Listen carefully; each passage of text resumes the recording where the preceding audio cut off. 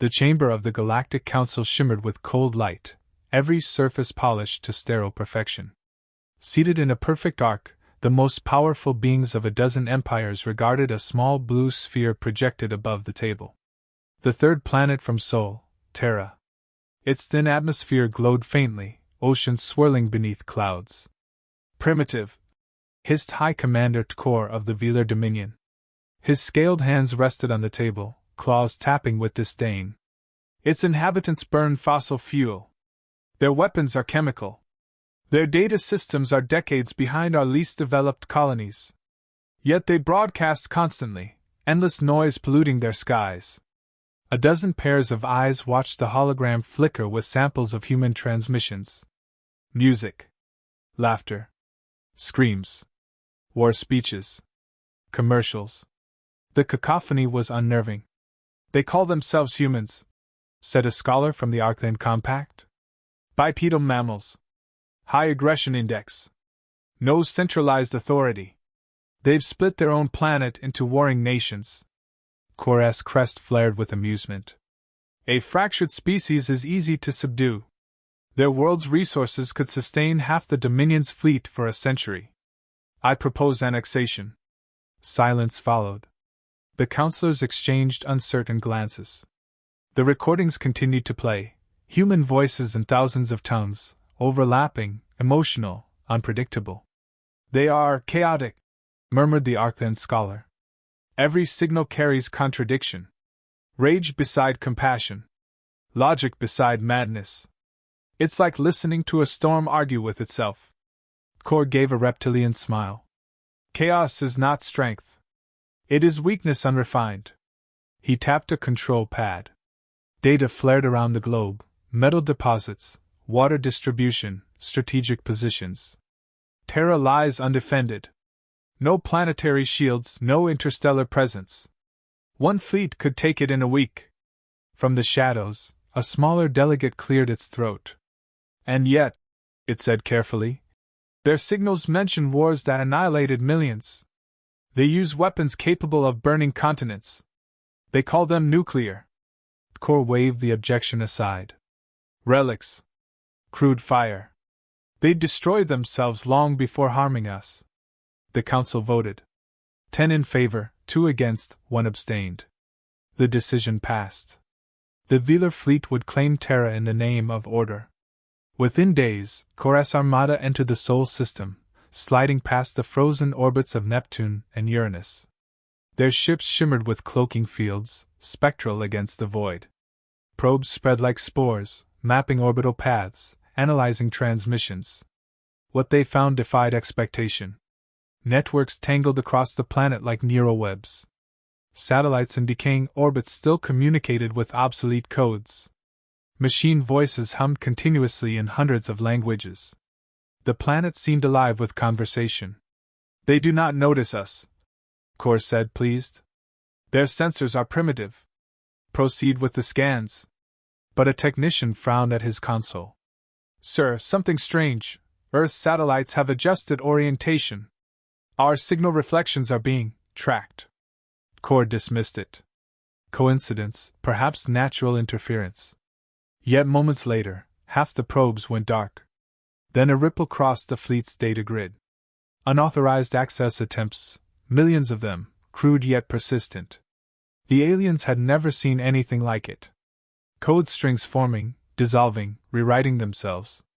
Random human phrases embedded within the attacks. Hello? Nice try. We see you. Within the command chamber, tension thickened. Are we compromised? Not yet, Commander, but... The screens flickered. Every ship's navigation array reset simultaneously. Earth rotated below, serene and blue, but the Velar fleet's systems screamed interference. Then came the message. Not a transmission through standard channels, but an intrusion straight into the fleet's encrypted network. A single line of text, perfectly translated into Valerian script. Don't start a fight you can't finish. For the first time in his career, Tkor felt unease. A bluff, he growled. Primitive taunting. But the stars outside dimmed.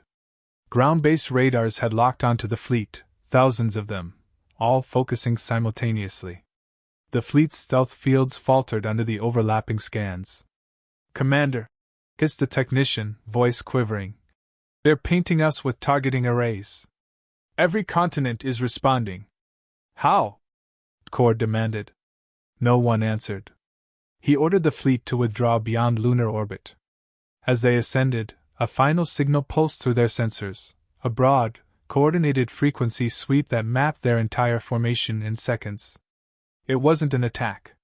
It was a demonstration. Core stared at the blue world receding on the view screen. Its clouds glowed like veins of fire in the reflected sunlight. "So," he murmured, "the beast can see." In the silence that followed, every officer in the command deck avoided his gaze. Somewhere on the edge of Earth's night side, a human radar array powered down, its operators exchanging quiet nods. They didn't celebrate. They didn't need to. The message had been sent. The Velar fleet hung over Earth like a ring of silent knives. From orbit, humanity looked fragile, unaware. Yet below the calm surface, something had shifted. Governments didn't argue this time. Satellites aligned into new configurations. Fiber lines carried encrypted data that had no flag, no signature. The world, for the first time, acted as one organism preparing to defend itself. Core initiated contact. Across every communication channel, a single broadcast echoed in thousands of languages: surrender, compliance, and servitude in exchange for survival. The message was simple, clinical, merciless. Then came the waiting. No reply. No panic. No counter-transmission. Only the endless static hum of Earth's networks. To the Velar, this silence was confusion disguised as courage. They studied human broadcasts, trying to decode the psychology of a species that mocked its own misfortune. They watched cartoons, movies, and public debates. They saw laughter during chaos, humor in tragedy, and rebellion wrapped in art. Nothing made sense. Core ordered a demonstration of strength. A barren island in the Pacific was targeted, remote, uninhabited, and visible from multiple continents. The weapon was a precision plasma strike meant to vaporize rock and send a message of dominance. The beam touched the surface, and the ocean boiled. The light could be seen from orbit. The Velar expected hysteria, global surrender, pleading for mercy. Instead, their screens filled with interference. Communication arrays froze. The command grid stuttered. For 7 minutes, the fleet drifted blind. Then, without warning, 3 ships went dark. No explosion, no visible attack, just dead silence. Diagnostics returned contradictory data: power overload, simultaneous data corruption, and system collapse. "Malfunction," one officer said. "Sabotage," another whispered. The command AI rebooted with a message embedded in its startup code, written in their own language. "That was a warning shot. Leave now." Korra's scales tightened. He ordered the entire armada to advance. If the humans believed they could intimidate the Dominion, they would learn otherwise. Dropships deployed through the clouds like shards of glass, breaking through the atmosphere in waves. The first landings occurred in silence. Empty cities, abandoned streets, vehicles left mid-journey. Sensors detected no life signs. No thermal traces. It was as if entire populations had vanished. Recon drones spread outward, streaming footage of desolate highways, open doors, untouched meals. One pilot muttered. They ran. But when the drones tried to relay coordinates, the feeds collapsed. Static. Then laughter, distorted, human, distant, echoing through comms. It wasn't localized. It was everywhere at once. In orbit, technicians tried to trace the signal. Every frequency led to another false origin. The humans had flooded the spectrum with millions of decoy transmissions. Civilian satellites were now weapons, reflectors, signal scramblers, interference nodes. The Velar couldn't tell the difference between a military command post and a television broadcast. A ship captain requested permission to fire on the nearest data tower. Kor refused. He needed leverage, not genocide. Yet his hesitation cost him. A sudden surge fried an entire carrier's navigation core. backup systems engaged, but every map now showed only one word repeated endlessly. Home. The realization struck the bridge crew: humans had penetrated their systems. No fleet had ever been hacked before. Cord demanded to know how it was possible. His officers couldn't answer. The humans had built their technology backward, crude and unpredictable, making it immune to traditional countermeasures. What should have been weakness had become armor. On Earth, their adversaries still hadn't shown themselves. No soldiers. No missiles. Just invisible hands twisting through alien circuits and signals. Every attempt at control turned against them. Commands inverted. Coordinates rearranged. It was war without faces, without weapons, fought in silence and shadows. Corps finally gave the order to pull ground forces back, but half the transports failed to respond. Surveillance drones captured a final image before transmission ceased. A human flag fluttering over an empty base, untouched by wind, illuminated by a flickering power grid. Then darkness. He turned toward the hologram of the planet below, frustration giving way to something colder. "They mock us," he said softly. "They think themselves clever." But even as he spoke, another intrusion reached the fleet's primary network. It was a sound file this time, recorded decades ago, by an anonymous human voice, calm and unshaken. "You should have listened the first time." Every console on the command deck dimmed. Outside, Earth's night side glowed faintly beneath the clouds. A planet that refused to kneel.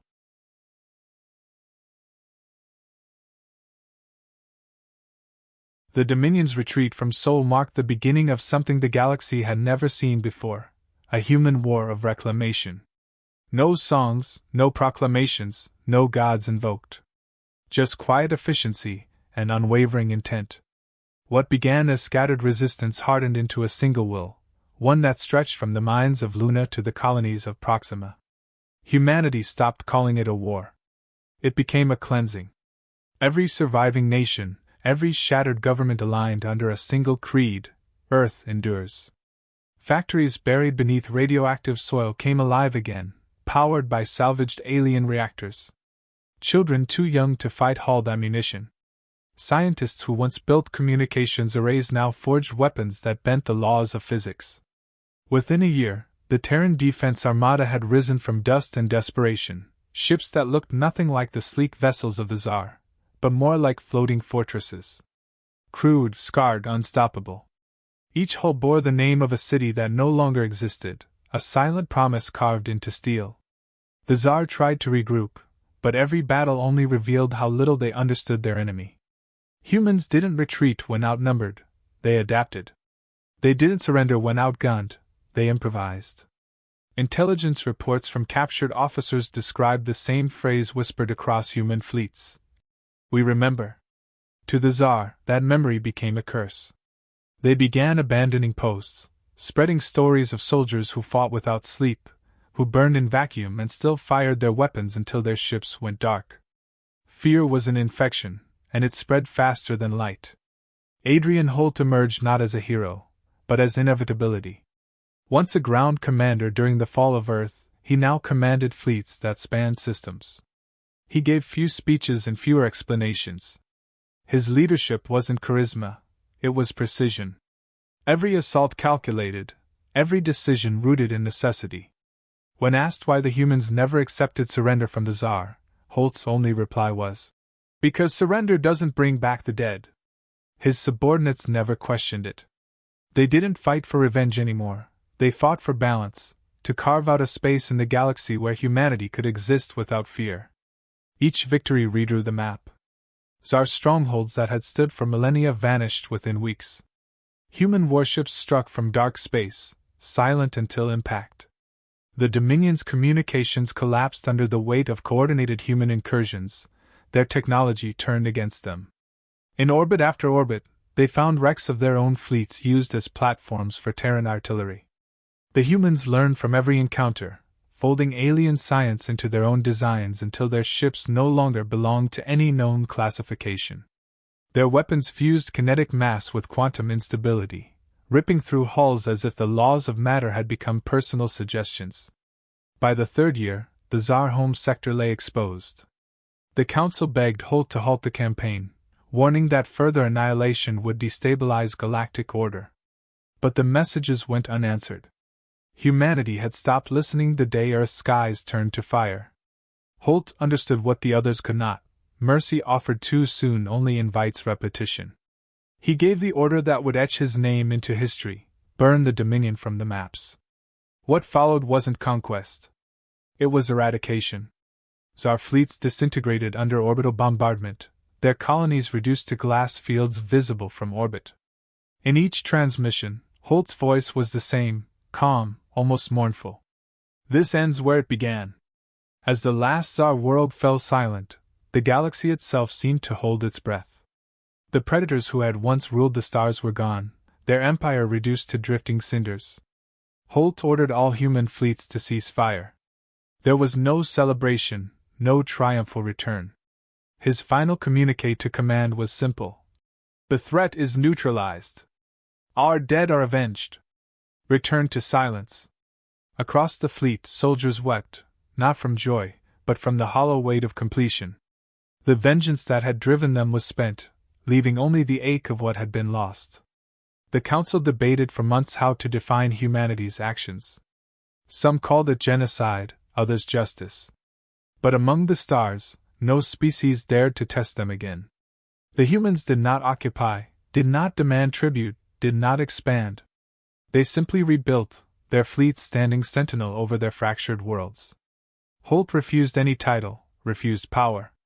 To him, victory was never glory, it was survival paid in blood. In his private log, later recovered from his flagship Resolute, he wrote only one line: "We did what we had to. May no one ever make us do it again." The galaxy remembered those words long after the war ended, whispered with a mixture of awe and dread. Humanity had shown that its greatest weapon wasn't its machines or its tactics, but its capacity to endure, to fight beyond reason, and to end what others began. The stars themselves seemed to dim before that truth. The war ended, but peace never followed. The Galactic Council summoned humanity to account, assembling in the same chamber where empires had once demanded obedience. The room that had condemned Holt now sought to measure the cost of his victory. Every species present had watched the Dominion burn, and though many had secretly cheered the fall of their tormentors, none dared admit it. The council framed it as justice, but the intent was clear: they wanted humanity restrained before the balance of fears shifted too far. The speaker's voice rang through the chamber, hollow yet self-assured. "General Holt, the council recognizes your role in the eradication of the Tsar Dominion. The act, however, violates every principle of interstellar law. You are charged with genocide, systemic extermination, and the use of forbidden weapons." The words were cold, designed to provoke guilt. Holt stood motionless, his uniform stripped of insignia, his eyes unreadable. Around him, the air shimmered with tension. The same beings who had turned away during humanity's plea for help now stood as judges. They spoke of ethics while the ashes of Earth still orbited its scarred sun. A delegate from the Threx Confederacy spoke first, voice trembling with controlled disdain. "You could have stopped after the Dominion's surrender. Instead, you cleansed them from existence. That is not defense. That is vengeance." Holt gave no reply. He didn't need to. Every accusation echoed the same hypocrisy, the same words once used to justify ignoring humanity's cries during the invasion. Another delegate joined in, a translucent being from Avon Prime. "What message does your species send by this? You annihilate one threat and declare yourselves guardians of morality?" When Holt finally spoke, his tone cut through the noise like a blade. "Guardians? No. Survivors." He looked at them one by one, letting silence punctuate his words. "You call it vengeance because you've forgotten what survival costs. You debate principles and comfort while others die defending the right to live." He activated a data feed on the central hollow array. The chamber darkened as images flickered to life: Earth's cities burning, colonies reduced to rubble, the faces of children staring into collapsing skies. The crowd shifted uneasily. Some averted their eyes, others leaned forward, transfixed by the quiet horror. You call it overreaction, Holt said, his voice calm, almost weary. But where were you when this happened? Where was your counsel when our signals begged for help? No one answered. Even the speaker's crystalline glow dimmed. Holt continued, his words carrying the gravity of memory. You hold your codes, your treaties, your sacred laws, as if they were shields against consequence. But laws mean nothing to the dead. The Tsar didn't come for conquest. They came to erase. We learned their language too late, but their message was simple: you do not belong. And when we replied, we spoke in fire because it was the only language they understood. The council chamber fell into stillness. Holt took a step closer to the center dais. You speak of mercy. You think it's a virtue, but mercy before justice is permission. Mercy without accountability invites monsters. We gave the galaxy balance again. You don't have to thank us, but don't pretend your hands are clean. A delegate from the Cellari Dominion tried to interject. And what if another species threatens you next? Will you burn them too? Holt's gaze locked on him.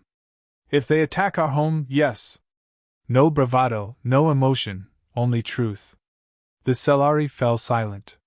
Around the hall, murmurs rippled, unease spreading like a current. The council understood in that moment that humanity wasn't defiant, it was honest, unflinchingly so. Holt deactivated the projection and folded his hands behind his back. You fear us because you finally see what we are capable of. But we didn't become monsters in victory. We became what you made of us in your silence. His voice lowered to a near whisper. The day you ignored our cries, you decided what we would become. No one dared respond. The council's moral outrage had evaporated, replaced by the heavy recognition of consequence. Holt inclined his head slightly, a gesture that was neither submission nor defiance. We have no interest in ruling your galaxy. Keep your laws, your borders, your councils. We'll keep our home. He turned and walked toward the exit, the chamber parting in stunned quiet. Even the speaker said nothing. When the doors sealed behind him, the delegates remained frozen, haunted by the simplicity of his final words. Humanity had not begged for forgiveness or offered justification. They had delivered a truth that pierced the fabric of galactic order. Survival was never pretty, and those who had watched from the sidelines had no right to question the cost. Years passed before the galaxy spoke of humanity without fear in their voices. The war had redrawn more than maps. It had rewritten the balance between predator and prey. The Council, once absolute in authority, quietly amended its laws. No species could invade a developing world without unanimous consent.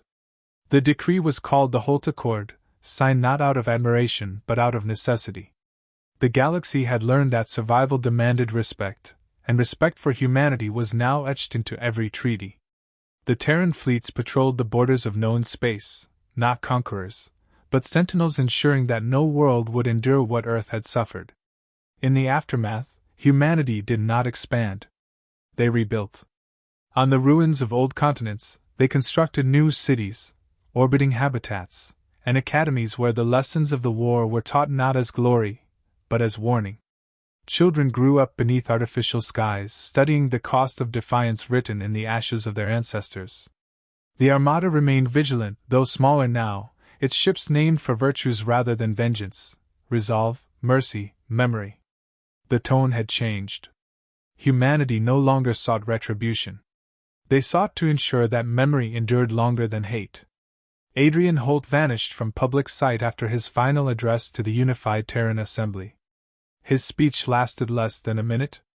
"The war is over," he said. "Do not let victory make you forget what it cost." Then he stepped down and was never seen again. Official records claimed he retired to a colony beyond the frontier, a world untouched by reconstruction or politics. Those who claimed to have met him described an old man tending to a quiet garden under a red sun, his hands calloused from soil rather than battle. He refused interviews, turned away dignitaries, and ignored requests from the council to testify in future hearings. To those who asked why he fought so hard, his only answer was, "Because someone had to." Over time, his silence became legend. Monuments rose in his absence, not of his likeness, he had forbidden statues, but of a single globe of glass inscribed with names of the fallen. The monument stood where the Atlantic once met the ruins of New York. It glowed faintly at night, powered by the same solar network that once guided Earth's defense satellites. Every name, human and alien, was carved into it. The council protested, claiming inclusion of Tsar casualties blurred the distinction between victim and aggressor. Humanity ignored them. Holt's last order before disappearing had been clear. Remember everyone. That's how it never happens again. Visitors from across the galaxy came to see the memorial. Some came to mourn, others to understand.